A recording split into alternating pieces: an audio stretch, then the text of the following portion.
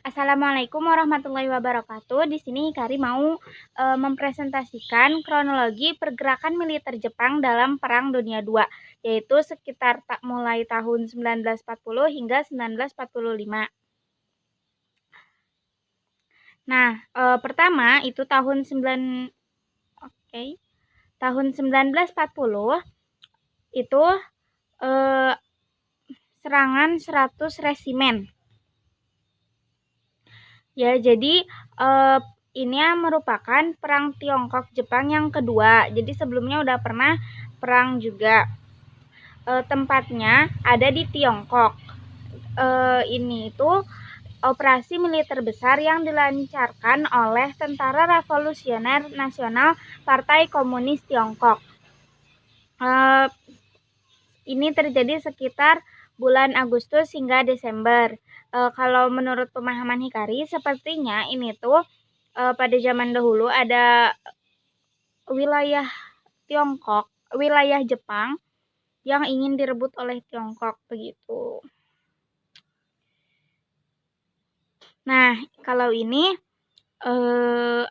setelah itu di tahun 1940 juga Jepang berhasil menduduki Prancis Indochina, yaitu tanggal 27 September.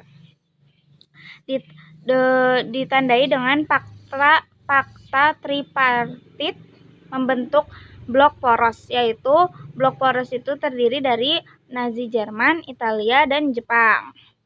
Prancis Indochina itu meliputi Vietnam, Kamboja, dan Laos. Nah, ini mulai tahun 1941-nya. Jadi kan di 1940 tadi udah terbentuk blok poros yang ada di Perang Dunia II.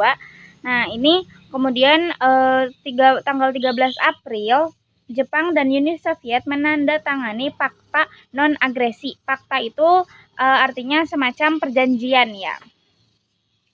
Nah, tanggal 7 Desembernya Jepang menyerang Pearl Harbor, yaitu mengebom ya. Pearl Harbor adalah pelabuhan di Amerika. Hal ini mendorong Amerika untuk mendeklarasikan perang terhadap Jepang. Dan tanggal 25 Desember, Jepang menaklukkan Hong Kong. Ini Jepang sangat ambisius sekali, hebat, dalam bulan yang sama menyerang Amerika dan menaklukkan Hong Kong. Nah, tahun depannya, tahun 1942,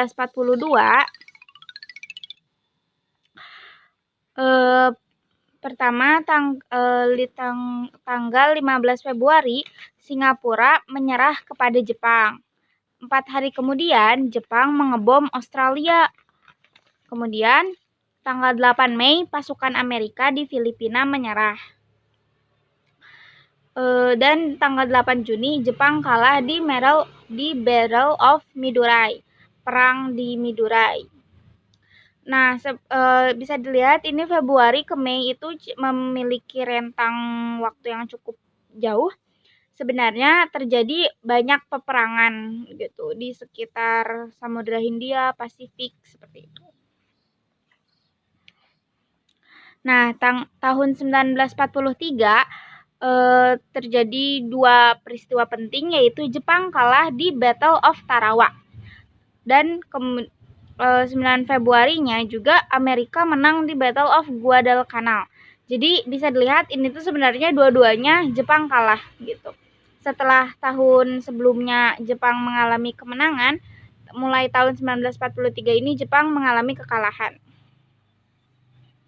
Akhirnya setelah mengalami kekalahan, pergantian menteri lah, dan mungkin diberesin segala macam urusan militer ditata ulang.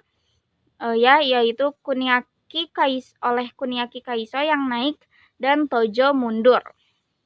Nah, tahun 1945-nya tanggal 26 Maret Jepang tetap kalah walaupun udah ganti menteri ya, di Battle of Iwo Jira. Kemudian tanggal 7 April Kantaro Suzuki jadi ganti menteri lagi Jepang. Nah, kemudian tanggal 21 Juni Jepang kalah di Battle of Okinawa. di tahun ini Amerika mulai mengebom kota-kota besar di Jepang. Jadi bukan cuma Nagasaki dan Hiroshima, cuma kekuatannya nggak sampai separah Nagasaki dan Hiroshima. Kemudian di tahun ini juga terjadi puncak keterdesakan Jepang, yaitu tanggal 6 Agustus Amerika menjatuhkan bom di Hiroshima. Dan tanggal 9 Agustus, Amerika menjatuhkan bom di Nagasaki bersamaan dengan Uni Soviet datang memerangi Jepang. Ini luar biasa, Jepang mengalami penyerangannya. Uni Soviet datang mendeklarasikan perang dan Amerika ngebom Nagasaki. Jadi Jepang harus mikirin dua hal sekaligus yang sangat sama-sama besar. Akhirnya, tapi nggak lama kemudian, tanggal 20 Agustus, Uni Soviet menang. Tapi di sini kelihatan juga hebat Jepang berhasil bertahan selama kurang lebih 11 atau 12 hari ya. Nah, akhirnya tanggal 2 September 1945 ini Jepang benar-benar menyerah. Ketika Indonesia merdeka, Jepang masih berperang dengan Uni Soviet. Bisa dilihat di sini. Oke, jadi referensi Kari di sini adalah Wikipedia bahasa Inggris.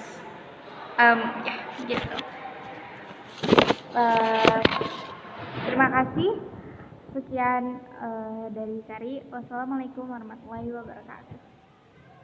Mohon maaf apabila Kari banyak kesalahan dan ya mohon dimaafkan, mohon pemaklumannya, silakan dikritik.